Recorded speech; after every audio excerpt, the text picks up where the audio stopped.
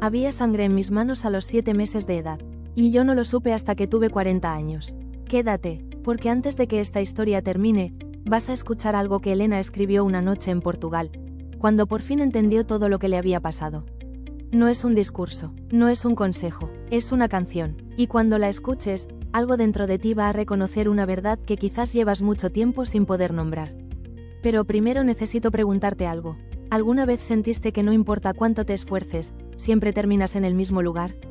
¿Que el amor que construiste con tanto sacrificio se deshace en tus manos como si fuera arena?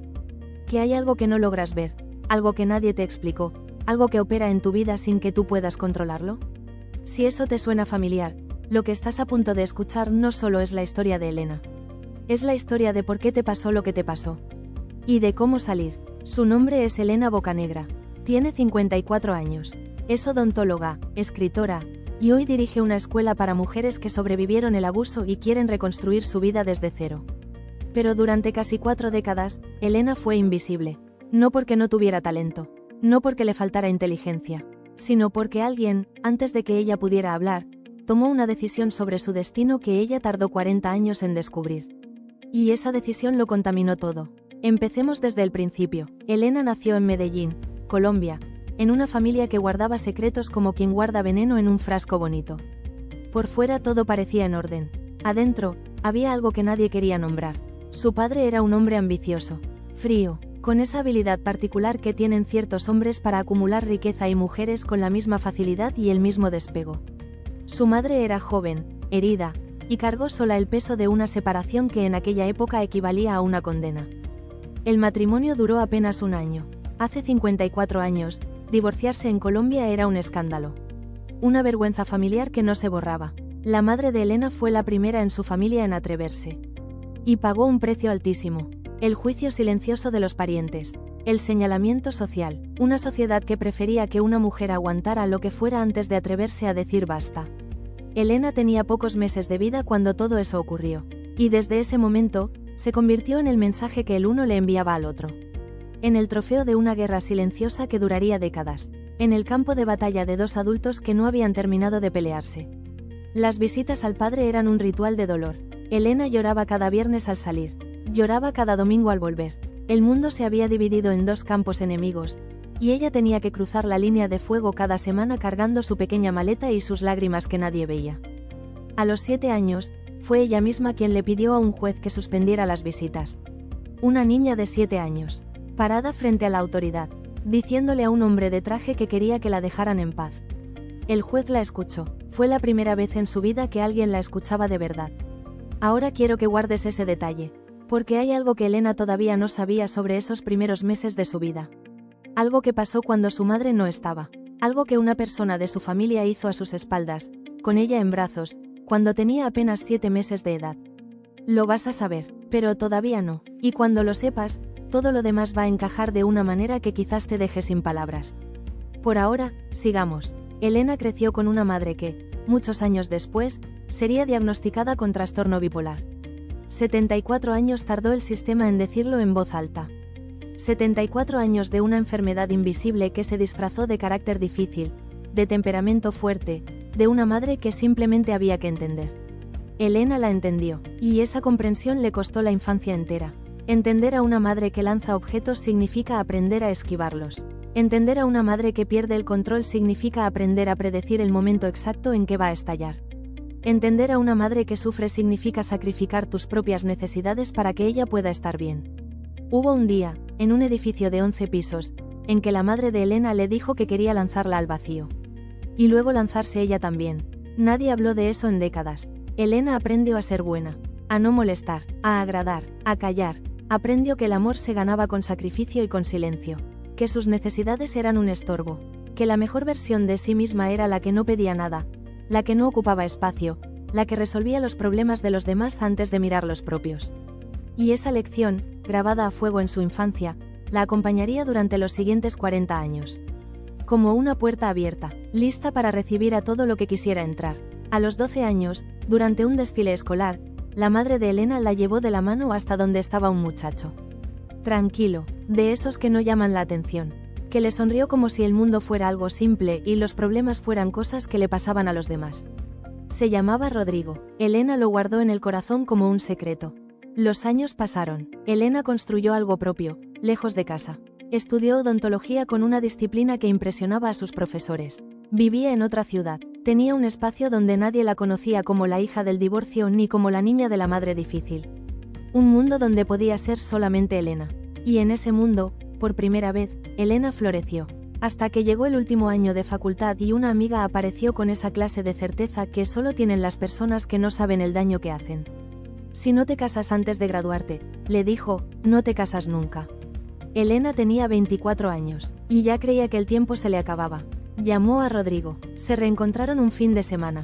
Se comprometieron casi de inmediato. Elena se graduó en diciembre, con honores, con un futuro que se abría frente a ella como algo enorme y posible. Y se casó en febrero, el mismo día de su cumpleaños, porque sabía que él era olvidadizo. Así, al menos, tendría una excusa para recordar la fecha. Durante 9 años, él nunca recordó. Ni el cumpleaños, ni el aniversario, nunca. Pero eso no fue lo peor. Lo peor fue lo que descubrió en la luna de miel. Llegaron al Caribe con las maletas llenas de ilusión. Elena había insistido en viajar en lugar de hacer una fiesta grande. El dinero mejor invertido en experiencias, pensó. Era una mujer práctica, sensata, que siempre intentaba construir el futuro con cuidado. Y en algún momento entre el vuelo y la primera noche en el hotel, el hombre que ella creyó conocer desde los 12 años desapareció. En su lugar había un extraño, un hombre que no la besaba, que retrocedía si ella intentaba acercarse, que decía sentirse sofocado por el contacto físico, que tenía excusas para todo y calor para nada. Elena pensó que era el estrés del viaje, del matrimonio reciente, de los cambios. Esperó que pasara. 9 años esperó. 9 años sin un beso real, sin una caricia genuina, sin una sola noche en que Elena no se sintiera absolutamente sola en la misma cama que ocupaban los dos. Durmiendo lado a lado como dos extraños que compartían un techo y no mucho más. Y Elena trabajaba, Elena pagaba, Elena sostenía la casa entera, los servicios, los gastos, la vida de dos personas que en realidad era la vida de una sola. Rodrigo siempre encontraba razones. El desempleo fue la favorita durante un tiempo. Luego llegó la depresión, que convirtió el no hacer nada en algo que incluso merecía comprensión. Elena lo entendía, Elena lo sostenía, Elena cargaba, porque eso era lo que había aprendido que debía hacer. Estaba atrapada en lo que ella misma describiría años después como la rueda del hámster.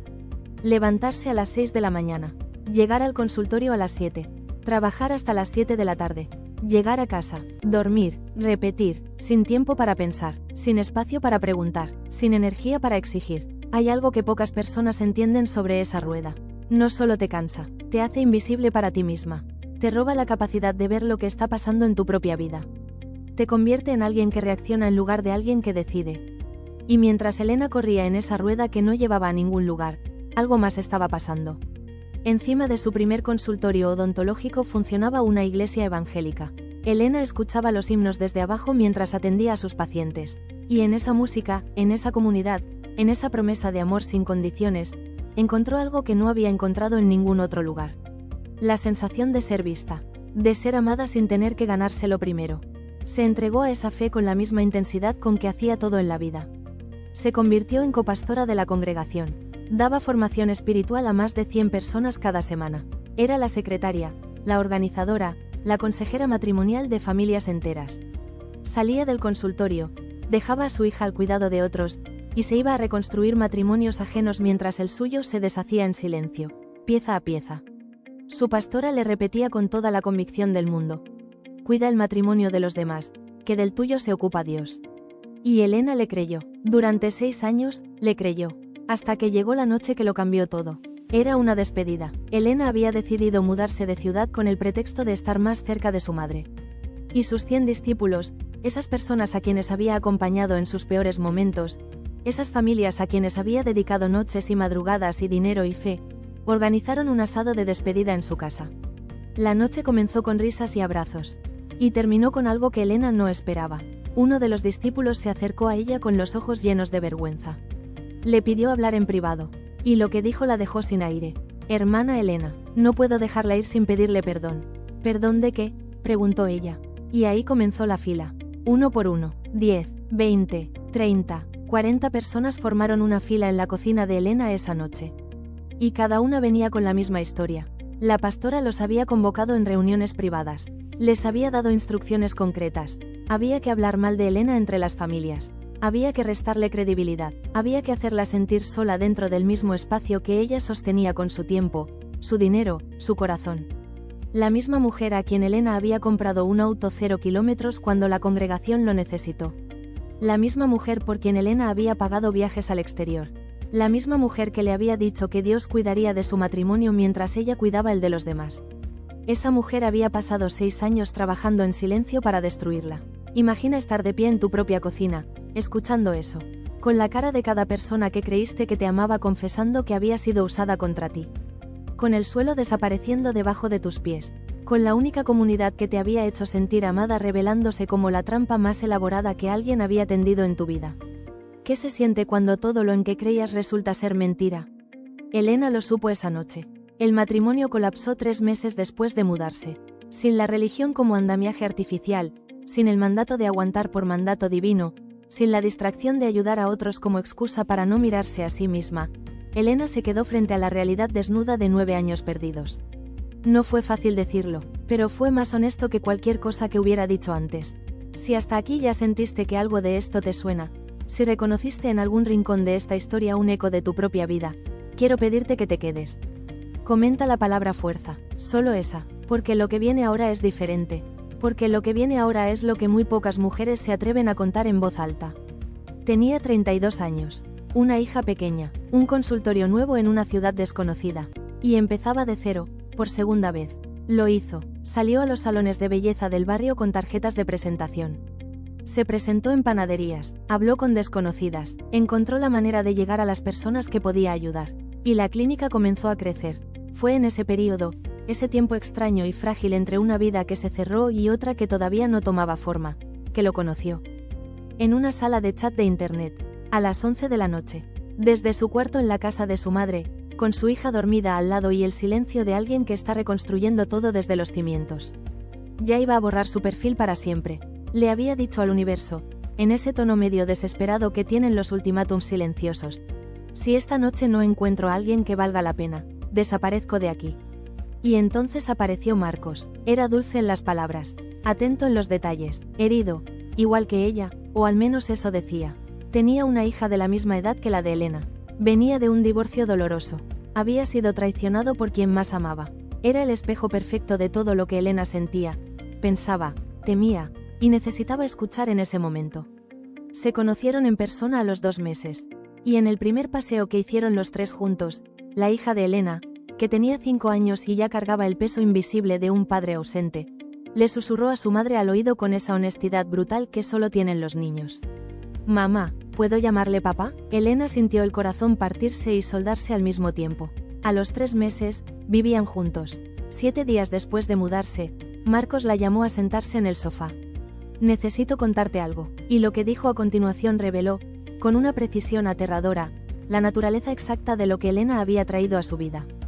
«Todo lo que te dije sobre mí, mi profesión, mis logros, mi situación, todo es mentira. Me lo inventé porque tú eras odontóloga, exitosa, independiente. Y yo tenía vergüenza de quién era realmente». Elena procesó eso en un silencio que pareció durar horas. Tenía 2 opciones frente a ella, tan claras como 2 puertas. La primera era lógica y correcta, pedirle que se fuera de inmediato. La segunda era la que elegían las mujeres que habían aprendido desde niñas que el amor es un proyecto de rescate. Que quedarse junto a alguien en su peor versión es la prueba del amor verdadero.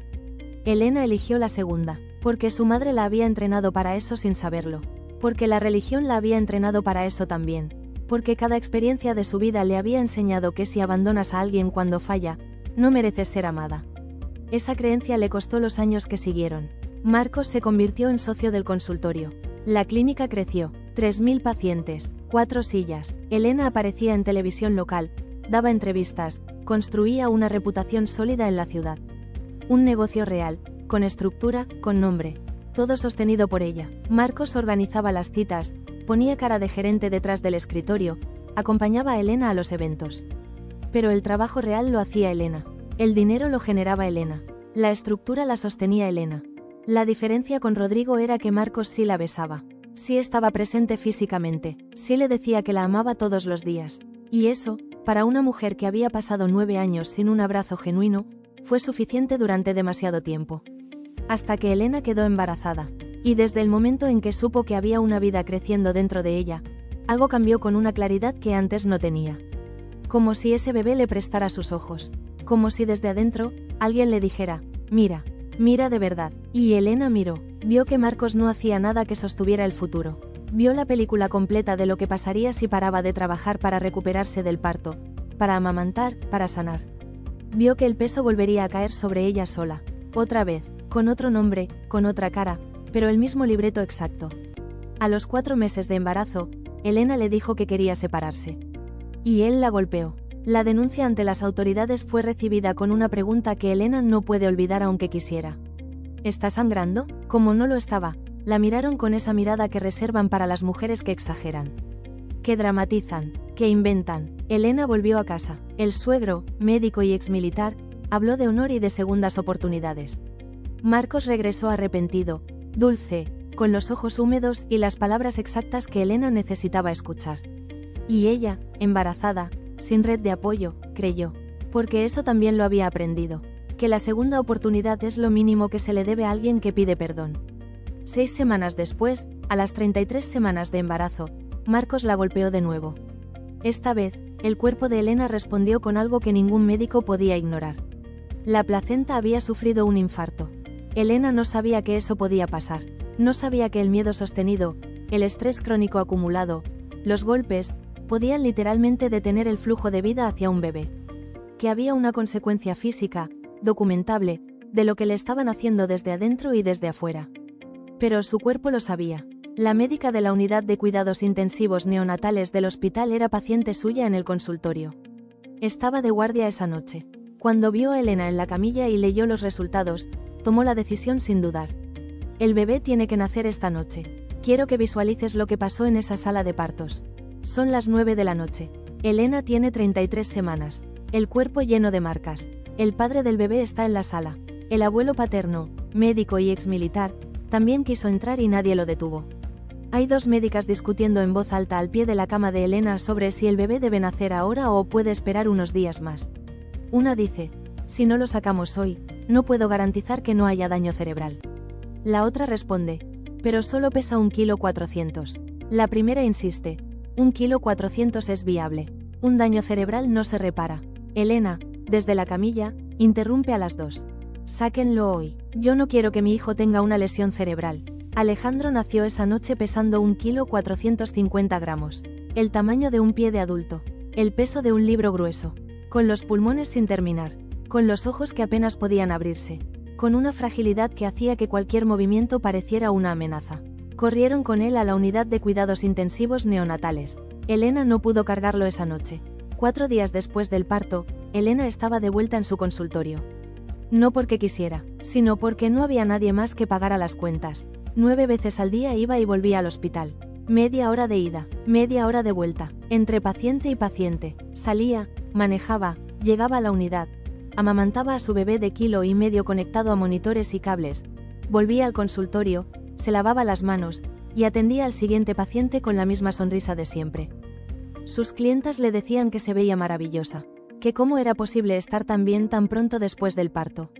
Elena sonreía, porque la alternativa era explicar la verdad, y la verdad era demasiado larga y demasiado pesada para contarla entre turno y turno. 9 veces al día, durante meses, el cuerpo de Elena fue secándose poco a poco. Sus clientas le decían que lucía más delgada, más ligera. Nadie sabía que eso no era un logro, era el costo visible de lo que estaba viviendo. Si este momento te llegó al corazón, si conoces a alguien que esté viviendo algo parecido a esto, comparte este vídeo con ella ahora mismo. Porque esta historia todavía no llegó a su parte más importante. Alejandro pasó 30 días en la unidad de cuidados intensivos. Cuando por fin lo dieron de alta, Elena lo llevó a casa con el cuidado de quien sabe que lo que tiene en brazos casi no llega a existir. Marcos seguía ahí, en la casa, mirando desde el sofá. Hubo una tarde, poco después del alta, en que Elena llegó del consultorio y encontró a su hijo llorando. Marcos lo estaba cambiando, un bebé de 42 centímetros, recién salido de cuidados intensivos, siendo manejado con la indiferencia de alguien que no entiende o no le importa lo que tiene entre las manos. Algo en Elena se rompió, o quizás, por fin, algo se despertó. Llamó al padre de Marcos. Le habló con una claridad que no había tenido en mucho tiempo. Viene ahora mismo y se lleva a su hijo. O yo tiro la ropa desde el 8º piso y que caiga donde caiga. Marcos salió esa noche, pero lo que vino después fue algo que Elena no esperaba. Porque no fue la libertad. Fue la segunda traición más grande de su vida. La primera ya la conoces. La pastora y sus 100 discípulos en fila. La segunda vino de donde menos se espera. La noche en que el padrastro de Elena, ebrio, la golpeó en el pasillo de su propia casa mientras su madre miraba. El golpe no fue lo peor. Lo peor fue lo que su madre dijo cuando terminó.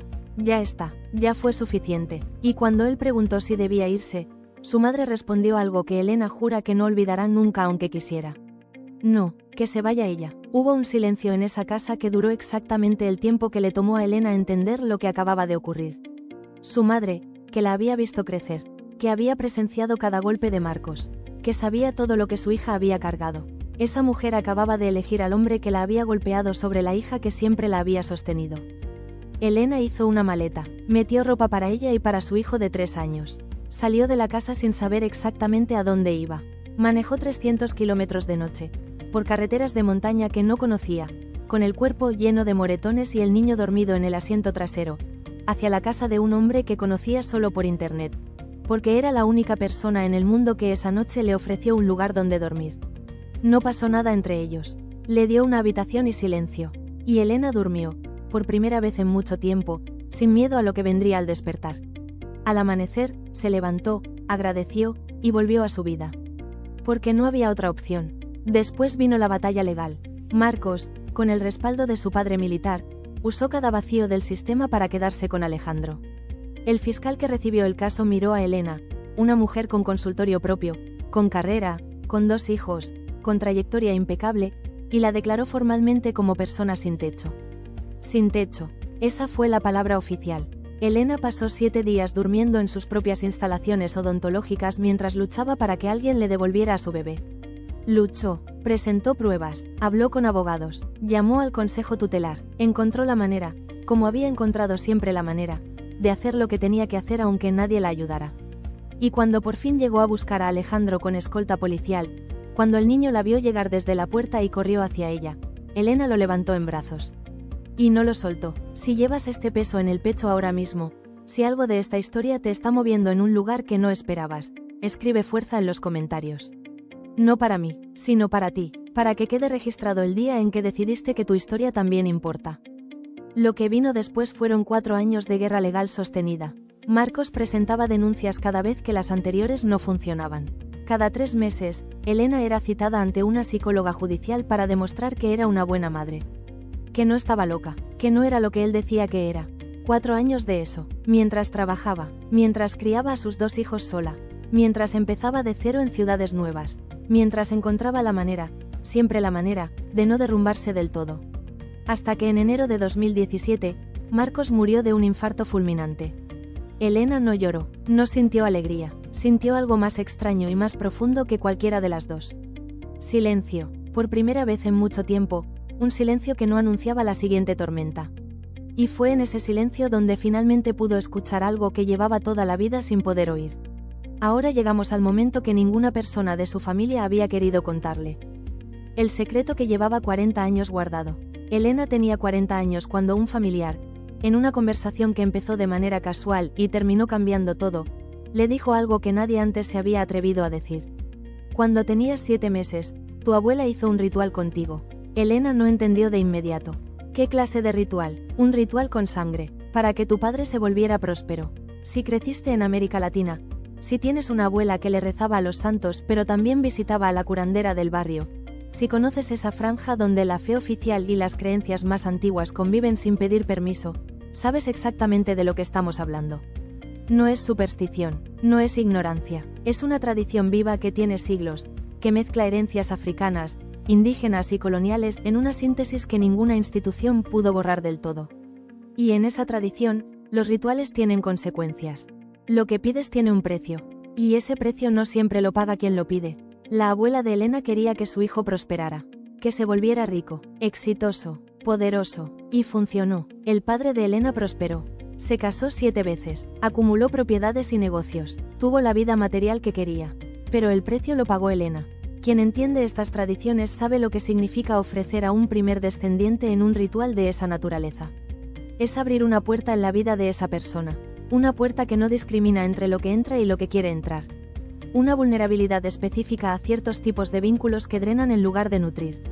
Una dificultad para reconocer el peligro antes de que sea demasiado tarde, porque el peligro siempre viene disfrazado de exactamente lo que más necesitas. Elena comenzó a conectar los puntos, uno a uno, con la meticulosidad de quien finalmente tiene en la mano la pieza que faltaba en un rompecabezas que llevaba décadas sin poder completar. La madre que nunca pudo protegerla. El primer marido que la anuló durante 9 años sin levantar la voz. La comunidad religiosa que la usó durante 6. El segundo marido que la golpeó y casi mató a su hijo. La madre que la echó de su propia casa. El sistema que la llamó persona sin techo. No era mala suerte, no era un defecto de carácter, no era que Elena fuera débil, o ingenua, o que eligiera mal. Era un patrón, instalado en su vida antes de que pudiera hablar, antes de que pudiera caminar, antes de que pudiera defenderse. Y los patrones, cuando se ven con suficiente claridad, pueden romperse. Si esto que acabas de escuchar te movió de un lugar que no esperabas, si sientes que hay algo en tu propia historia que todavía no terminaste de entender, deja un comentario. Cuéntame en una sola frase dónde estás hoy, porque lo que Elena hizo después de esta revelación es exactamente lo que esta historia tiene para darte. Elena empezó a estudiar, con la misma disciplina con que había estudiado odontología, con la misma intensidad con que se había entregado a todo lo que había hecho en la vida. Solo que esta vez, el objeto de estudio era su propia historia. Una especialización, luego otra más, neurociencia del trauma, psicoanálisis, psicología del abuso, terapia sistémica, 7 especializaciones universitarias a lo largo de los años que siguieron. No para coleccionar títulos, sino porque cada nueva perspectiva era una pieza del mapa que le mostraba con más claridad cómo había llegado hasta donde había llegado.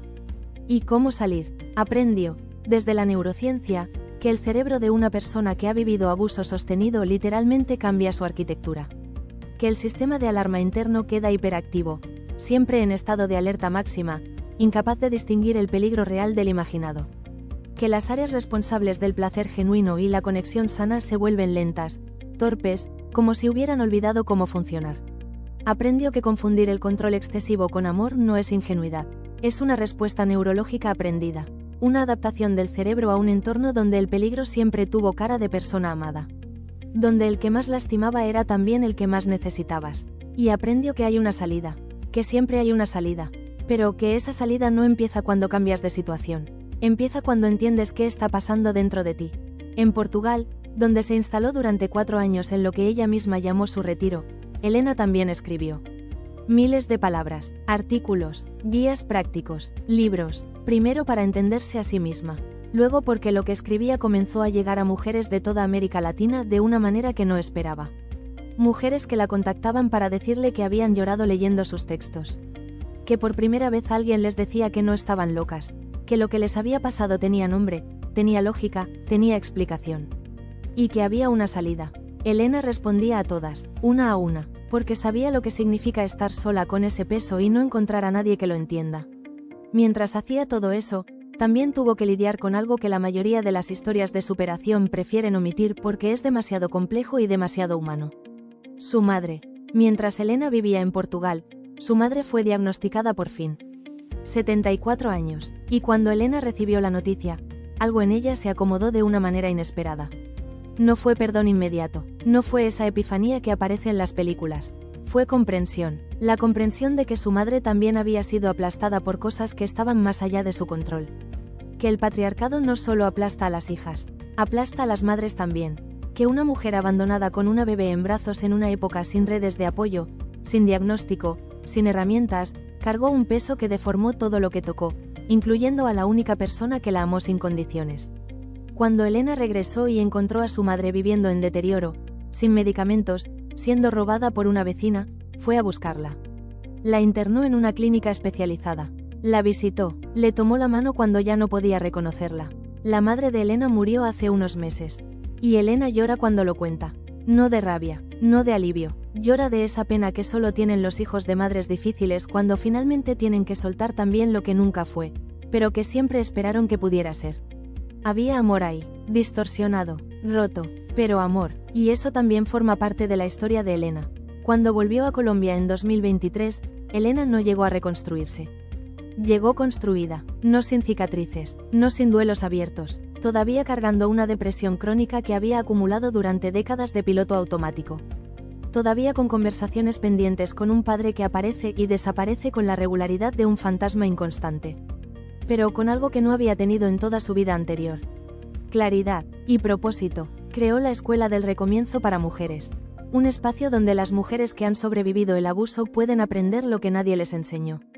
¿Cómo funciona su cerebro después del trauma? ¿Cuáles son sus derechos legales cuando están en peligro? ¿Cómo reconstruir la identidad cuando alguien pasó años borrándola? ¿Cómo reconocer las señales antes de que sea demasiado tarde? ¿Cómo construir una vida propia, sostenida por sus propias manos, sin depender de alguien que use esa dependencia para controlarlas? Escribió guías prácticos de emergencia. Lo que hacer cuando decides salir. Lo que hacer cuando ya estás fuera y no sabes cómo reconstruir. Lo que hace el abuso con tu capacidad de relacionarte con el dinero, con el amor, con tu propia imagen.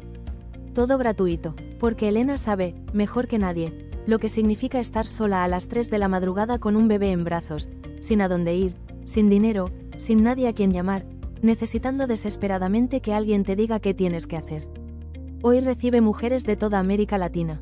Mujeres de 50 años que descubrieron que el matrimonio de décadas era un patrón de abuso que nunca supieron nombrar. Mujeres de 40 que empiezan de cero por tercera vez y todavía no entienden por qué siguen eligiendo lo mismo. Mujeres de 60 que por primera vez en su vida se atreven a decir que no están bien. Elena las recibe a todas, porque Elena las entiende a todas. Ahora quiero que escuches algo sobre los hijos de Elena, porque ellos son donde termina esta historia. El final real. Su hija mayor tiene hoy 26 años. Carga sus propias heridas de una infancia rota y una adolescencia que le exigió demasiado pronto. 5 intentos de quitarse la vida. Trastorno de estrés postraumático. Depresión crónica. 20 años en terapia. Las secuelas de haber sido la niña que vio cosas que ninguna niña debería ver y la adolescente que a los 12 años, en el alba de una mañana de huida, le dijo a su madre: «Mira, hay un agujero en el muro. Por ahí podemos saltar». Saltaron juntas. Esa niña que saltó muros al amanecer hoy tiene casa propia.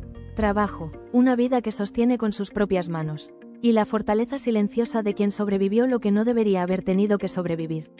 Y Alejandro. Alejandro tiene 18 años. Nació pesando lo que pesa un libro pequeño. Tardó más de lo esperado en hablar. Tardó más en caminar. Tardó en todo, como si su cuerpo necesitara tomarse el tiempo que le habían robado antes de nacer. Hoy camina, habla, ríe. Tiene 18 años y planes y el mundo delante. No recuerda nada de aquella noche en que su madre corrió 3 kilómetros en la oscuridad para salvarlo. Elena sí recuerda. Elena recuerda todo. Y recuerda porque sabe que olvidar no es lo mismo que sanar. Que el camino hacia adelante no pasa por borrar el pasado. Pasa por entenderlo con tanta claridad que ya no tenga el poder de dirigir el futuro. Hay algo que pasa con las mujeres que han sobrevivido lo que Elena sobrevivió. Algo que no se puede comprar, ni aprender en un libro, ni conseguir por un camino corto. Una autoridad que viene de haber estado en el fondo y haber elegido, cada vez, con cada gramo de voluntad disponible, seguir. No es la autoridad del éxito temprano. No es la autoridad de quien nunca cayó. Es la autoridad de quien cayó muchas veces y conoce el suelo tan bien que ya no le tiene miedo. La de quien puede mirar a los ojos a otra mujer en su peor momento y decirle con total honestidad: «Yo también estuve ahí». Y mira, esa autoridad no se improvisa. Se construye con décadas. Las mujeres de 50 años no son el final de algo. Son el principio de lo más importante. Porque a esa edad ya no tienen que demostrarle nada a nadie. Ya conocen su propia fortaleza porque la probaron en condiciones que habrían quebrado a cualquiera. Ya son, simplemente, libres. Ahora llegó el momento que te prometí al principio. Elena escribió esto durante una noche en Portugal. Después de entender lo del ritual. Después de entender el patrón. Después de entender que su historia no era una maldición. Era una formación. No lo planeó. Simplemente salió de ella. Y ella misma dice que no sabe muy bien de dónde vino. Pero lo que sí sabe es por qué lo escribió. Dice así: «Me hicieron de sangre ajena. Me pusieron en la corriente. Pero el río no me elige. Lo elijo yo, lentamente. Llegué tarde a mis propias manos. Llegué tarde a mi propio nombre. Pero llegué, y eso es todo lo que importa. Cuando el fuego ya no te consume. Cuando ya puedes llamarle, llama». Hay mujeres que descubren su propósito a los 20 años. Hay mujeres que lo descubren a los 50. A los 60. Hay mujeres que llevan toda la vida sintiéndose a punto de comenzar algo sin saber exactamente qué es ese algo. El tiempo no cancela la posibilidad, solo la pospone. ¿Cuánto tiempo llevas cargando algo que no es tuyo? ¿Cuántas veces te dijeron que eras demasiado, o demasiado poco, o simplemente que no encajabas en el molde que alguien había decidido para ti? ¿Cuántas veces empezaste de cero convencida de que esta vez sería diferente, sin entender todavía qué era lo que tenías que cambiar dentro de ti para que realmente lo fuera? Si algo de esta historia te tocó hoy, no lo dejes pasar. Ese reconocimiento que sientes en este momento, esa cosa pequeña que se movió dentro de ti mientras escuchabas, eso es el principio. No estás loca, no es tu culpa, y no es demasiado tarde. Dale like si llegaste hasta aquí. Comparte este vídeo con una mujer que lo necesite escuchar hoy. Y si quieres saber cómo fue que Elena construyó la escuela del recomienzo desde cero, cómo salió de la deuda, cómo reconstruyó su vida después de Portugal, y qué hace hoy con las mujeres que llegan a buscarla, deja tu comentario abajo. Porque esa historia también merece ser contada. En la escuela del recomienzo, nadie suelta la mano de nadie. La pregunta es simple, ¿estás lista para tomarla?